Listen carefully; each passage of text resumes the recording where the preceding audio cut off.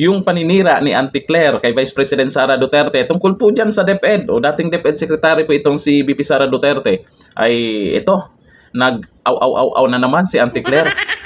Di ba napakaganda ng record po ni VP Sara Duterte noon dyan sa DepEd. Ngayon, wala nang maibato, di ba? Kaya ito na naman sila. O ito, panoorin po natin kung ano po yung paniwanag ni Attorney Harry Roque o ano yung mga nagawa ni VP Sara Duterte dyan sa DepEd at bakit ang taas ng ratings ni VP Sara dyan. Tapos, sisiraan? Auntie Claire, mag-isip-isip din. Hindi masuplak ba? Ito, panoorin natin si Attorney Harry Roque tungkol dyan sa yaw-yaw ni Auntie Claire. Ito yung video. Auntie Claire na ito, abay, talagang hindi ko alam saan nanggagaling ang mga hugot niya. Mantakin nyo, sabihin, at pinakapalpak daw sa DepEd, itong si VP Inday Sara. Sos Mariose. Una-una, hindi ko alam kung sino nagsasalita. Kasi siya ay tagapagsalita ng Pangulo. So hindi ko alam kung si Pangulo nagsasalita dyan, kung si Marcos Jr. No? Kung si Marcos Jr. nagsasalita dyan, talaga namang yung binanggit ni Inday Sara nung siya ay nagsumitin ng kanyang pagbibiteo, pinipilit siyang magbiteo. At ang sinasabi pa nga is, ano ba ang gusto mo? Saan mo ba gusto ma-appoint? Patunay na yung sinasabi niyang palpak si Inday Sara sa DepEd ay tanging paningin lamang ni Auntie Claire. Ngayon, ang tanong, ano bang kwalifikasyon ni Auntie Claire para siya ang maghusga sa performance ni Inday Sara Duterte? Ang pagkakaalam ko, abogado nga siya, gaya ni Inday Sara Duterte, pero wala naman siyang specialized training sa bilang isang educator. No? Ibig sabihin ko po, siguro kung ang pula ay nanggaling sa isang dalubhasa na talagang bihasa pagdating sa larangan ng edukasyon, siguro matatanggap natin yung ganyang sinasabi niyang palpak si Inday Sara sa DepEd. Pero wala naman siyang ganyang kwalifikasyon. If at all, yan po ay napakasama sabihin sa kapwa abogada. Dahil alam nyo kami, bagamat iba't ibang mga larangan ng aming pinapasok bilang mga abogado, hindi natatanggal yung pagka-abogado namin. No? Dapat naman may konting respeto sa kapwa-abogado. At alam ko na bagamat tayo nasa larangan ng politika at talaga namang mahilig manira ng manira itong Marcos Jr. administration, dapat naman hinay-hinay kapag ang pinupulaan ay ang kapwa-abogada. Pero dahil nagsimula si Auntie Claire, simulan natin ang paghihimay-himay niya. Unang-una, siya ba'y qualified para mag-assess ng performance ng isang kalihim sa DepEd? Gaya sinabi ko, wala siyang special na kwalifikasyon. Bokya. In other words, ad hominem. Walang basihan. Meron bang pag-aaral na formal na ginawa na pinakapalpak ang 2 taon na paninilbihan ni Inday Sara sa DepEd? Wala. Bokya. Ad hominem. Ibig sabihin, paninira na walang basihan. Pangatlo, yan nga ba ay pananaw niya ng kanyang presidente? Hindi, dahil salita na si Inday Sara, pinigilan siya mag-resign, inoffer pa ng ibang pwesto, bagamat nung araw na yon, alas 10:30 ng umaga, napansin niya, nakainom na ng whiskey ang presidente. Bokya, walang basihan. Pang-apat, sabihin na natin ang galing yan kay Marcos Jr. May kwalifikasyon ba si Marcos Jr.? Wala. Hindi nga nagtapos ng kolehiyo. Paano naman niya huhusgahan ang performance na isang abogada sa Department of Education na wala naman siya napag-aralan sa kolehiyo? Siguro, hindi talaga magsasalita ng ganyan ng Marcos Jr. dahil alam niya, kinakailangan magkaroon muna siya ng degree, ng papel bago magsalita sa kwalifikasyon ng ibang tao, lalong-lalo na sa posisyon ng Department of Education kasi education talaga, napaka-importante po niyan.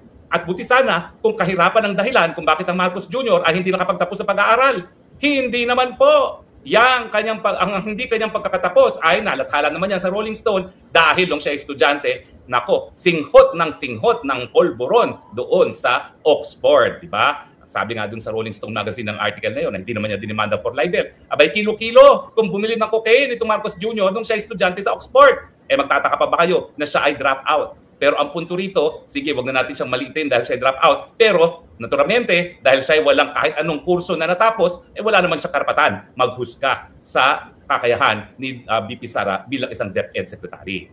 Now, gaya ng aking sinabi, siguro kung ang finding na yan ay pag-aaral na scientifico, matatanggap natin. Pero wala namang ganyang pag-aaral na scientifico. Siguro nga, isama na ni VP Sara sa kanyang budget itong taon na ito, ang formal na pag-aaral kung ano ang mga na-accomplish ng DepEd nung siya'y namumuno. Pero hindi gagawin ni Sara yan kasi hindi ganyan si Inday Sara, hindi niya kinakailangan magbuhat ng kanyang sariling bangko. So kung hindi si Auntie Claire, hindi si Marcos Jr., at hindi ang mga non-existent experts ang dapat maghusga, sino dapat maghusga? Well, unang-una po, ang posisyon ng kalihim ay isang public office. Ang public office po, ang nagpapasweldo, taong bayan. Ang sinumpaan nilang katungkulan bilang public servants ay maging tapat sa Republika at itaguyod ang saligang batas. So naturalmente, ang maghuhusga kung palpak o hindi si Inday Sara sa DepEd ay taong bayan. At naghusga na ba ang taong bayan? Opo. Ano ang sinabi ng taong bayan? Taliwas sinabi ni Auntie Claire, si VP Sara ang naging pinakamagaling na departamento, pinakamagaling na kalihim nung siya'y naglingkod bilang DepEd. O sasabihin nyo, salita-salita lang. Hindi po. Nagkaroon po ng mga surveys na kinukumpira ang performance ng iba't ibang mga kalihim at iba't ibang departamento, at doon sa panahon na siya'y nanungkulan bilang DepEd Secretary, 2 taon, 2022 hanggang 2024, siya po ang unang-una, pinakamataas ang trust rating, pinakamataas ang approval rating bilang departamento at bilang kalihim. Isa-isahin natin itong mga pag-aaral nito. Ito, Okta Research, tugon ng masa, conducted September 30 to October 4, 2023. 80% of respondents were satisfied with DepEd's performance. 79% said they trusted the agency. Only 3% said that they distrusted. Sa follow-up Okta survey noong Q1 2024, 82% of Filipinos trusted DepEd. DepEd was rated the best performing government agency with 84% satisfaction. Yan ba ang palpak? Pinagkakatiwalaan at dineklara ng taong bayan na best performing government agency. 84% satisfaction. O tingnan naman natin kung anong naging husga ng bayan kay VP Sara mismo bilang kalihim. Tangere. Itong tangere po, pag-aari ito ng mga malapit sa Marcos. Siguro naman po, hindi nila pupurihin si Inday Sara. Bagamat itong survey na ito ay ginanap nung wala pang biyak sa unity, no? Pero ang sabi ng tangere, September 2023, 70% trust in her personally as Vice President and DepEd Secretary. Again, 70% trust when specifically asked about her role bilang kalihim ng DepEd. Sa May 2024, she was the top performing cabinet member. Ibig sabihin, noong Mayo 2024, siya ang pinakamagaling na miyembro ng gabinete, 58%. Okay? At bago siya umalis, noong Hunyo na 2024, siya pa rin ang pinakamagaling, pinakasatisfied ng taong bayan na bilang isang kalihim, ang kanyang grade 58%. Paano nyo sasabihin ngayon na si Inday Sara ay palpak? Di ba abogada yan si Auntie Claire? Bilang spokesperson, alam ba niya yung trabaho talaga niya? Ako'y nagtatanong lang kasi di ko alam kung ano talaga yung trabaho niya dyan. Kaya sinasabi ng iba ay attack dog siya. Spokesperson siya, dapat iparating mo sa amin, Auntie Claire, kung ano yung plano ng Pangulo, ano yung mga magandang proyekto, ano yung mga magandang nagawa, ano yung saan gagamitin yung pangungutang na naman, yung mga ganun ba? Hindi puro Duterte na lang to. Di ba? Ayon kay Jaina Calon, wala kasi siyang alam na sabihin kaya panira na lang, lalabas sa bunganga niya. Putak siya ng putak, abogada na yan. Yun nga puro lang panira yung ginagawa niya. Sabi ni Lanilin, si VP po ang the best DepEd Secretary. Yun po kasi yung mga record ni VP Sara noon. Tapos ito yung sisiraan nila. Ito yung gusto lang siraan. Samantalang nung nag-resign, ay talagang ayaw patanggapin ni Dunyor. Tapos inalok pa ng ibang posisyon. Nag-resign na nga yung tao. Hindi naman natanggal. Hindi naman tinanggal. Nag-resign siya dahil sa mga na-discover niya. Sabi ni Arlene Peralta, attack dog kasi si Auntie Claire kaya kung ano-ano na lang pinagsasabi.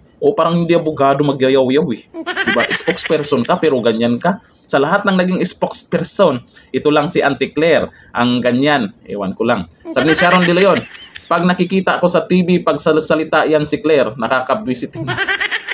Kasi imbis na pag siya na nagsasalita, abangan natin yung mga update sa Malacanang, update sa kay Pangulo, Bongbong Marcos, kung bakit hindi magpapulburontes. Bakit ayaw?